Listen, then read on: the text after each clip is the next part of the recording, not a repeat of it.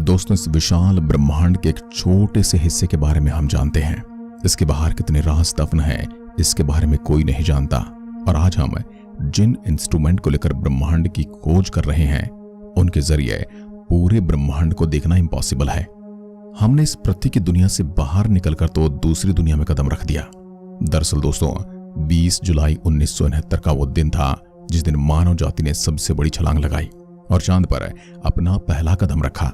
हालांकि चांद पर जीवन तो नहीं है, लेकिन इंसानों के लिए यह सबसे बड़ी छलांग थी। दोस्तों, अगर नजर डालें तो हमारे सूरज के बिल्कुल नजदीक बुध ग्रह मौजूद है, जहां पर वातावरण न होने की वजह से सूरज की रेडिएशन से वहां का तापमान इतना ज्यादा गर्म है कि हम इंसान वहां पर रहने के काबिल नहीं है। लेकिन दोस्तों, क्या हुआ जब एक अंतरिक्षयान बुध ग्रह के नजदीक पहुंचा? आखिर अमेरिकी स्पेस एजेंसी नासा ने मरीनर 10 को कैसे बुध ग्रह के नजदीक पहुंचाया और इसने बुध ग्रह की दुनिया में जाकर क्या देखा? वैसे तो इस मिशन को 2 ग्रहों की पढ़ाई करना था। बुध ग्रह की तरफ जाते हुए रास्ते में शुक्र ग्रह भी पड़ता है, लेकिन यह मिशन पहली बार बुध ग्रह की तरफ जा रहा था। आखिर वहां की दुनिया कैसी थी? इस सवाल के जवाब की उत्सुकता ने वैज्ञानिकों को इस ग्रह पर जाने के लिए मजबूर कर दिया। तो चलिए दोस्तों, आज मैरिनर 10 के साथ शुक्र ग्रह से होते हुए बुध ग्रह की यात्रा करते हैं। आखिर ऐसा मैरिनर 10 ने शुक्र और बुध ग्रह पर क्या देखा? ऐसे ही वीडियोस के लिए फ्यूचर साइंस चैनल को सब्सक्राइब करें। मैरिनर 10 नासा के कैप कैनरेवल फ्लोरिडा से साल 1973 में यह सौरमंडल के अंदर वाले ग्रहों की पढ़ाई करने के लिए उड़ान भरता है। मैरिनर 10 एक ऐसा अंतरिक्षयान था जिसे मुख्य रूप से बुध ग्रह का अध्ययन करने के लिए डिजाइन किया गया था, और यह एक ऐसा अवसर था जो 30 सालों तक वापस नहीं होना था। यह सिंगल मिशन के दौरान 2 ग्रहों का पता लगाने वाला पहला अंतरिक्षयान भी था। और दोस्तों, इसे कुछ इस तरह से डिजाइन किया गया था कि यह गुरुत्वाकर्षण की सहायता लेकर अपनी ज्यादातर यात्रा को पूरा करने वाला था।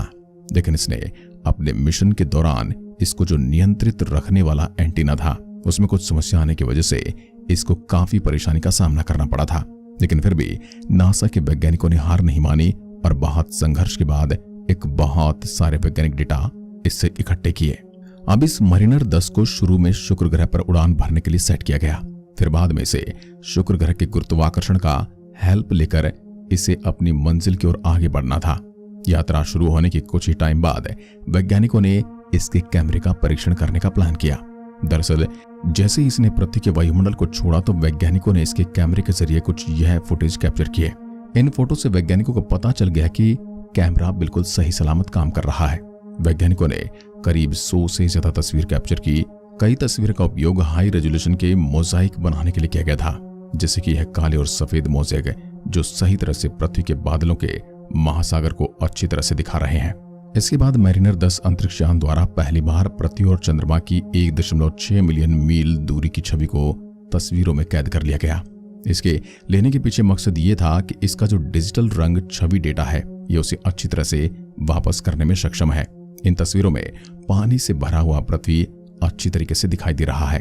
इसके बाद ये मुसाफिर 24,000 मील प्रति घंटे की रफ्तार से अपनी मंजिल की ओर आगे बढ़ता है।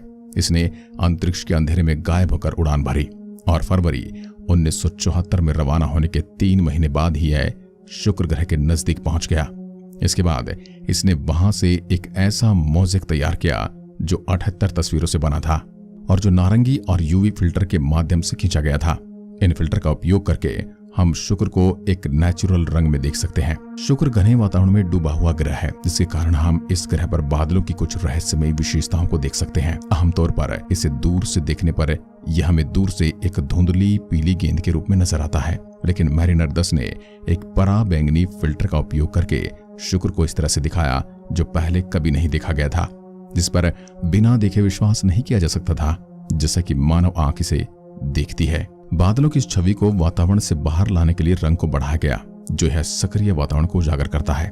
मैरिनर 10 ने इस उड़ान के दौरान शुक्र ग्रह के नजदीक से गुजरते हुए हजारों तस्वीरों को अपने कैमरे में कैप्चर किया। फिर इन तस्वीरों को मोजाइक में इकट्ठा किया, जिससे शुक्र ग्रह का वायुमंडल में समय के साथ रोटेशन का हमें पता चलता है। और ये वीडियो हमें उन काले धब्बों को दिखाता है जो निरंतर एक संभावित गति के साथ दक्षिण ध्रुवीय क्षेत्र में व्याप्त हैं। इसके बाद इस अंतरिक्ष मुसाफिर ने शुक्र ग्रह के गुरुत्वाकर्षण की मदद ली और शुक्र ग्रह के नजदीक से होता हुआ यह सूरज के अंदरूनी इलाकों की तरफ आगे बढ़ गया। जहां इसकी मंजिल थी सूरज के नजदीक मौजूद बंजर दुनिया, जहां आज से पहले कोई गया नहीं था।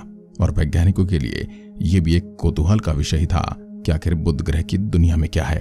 हम एक ऐसी दुनिया की ओर आगे बढ़ रहे थे जिसके बारे में हमें कुछ भी पता नहीं था। एक ऐसी दुनिया जिसे उस समय किसी भी अन्य अंतरिक्ष यान द्वारा खोजा नहीं गया था। यहाँ के तापमान को हमेशा एक दूरबीन के माध्यम से निरीक्षण करना मुश्किल रहा है, क्योंकि सूर्य के करीब होने के कारण ये हमारे तारे सूर्य की चमक में खो जाते हैं।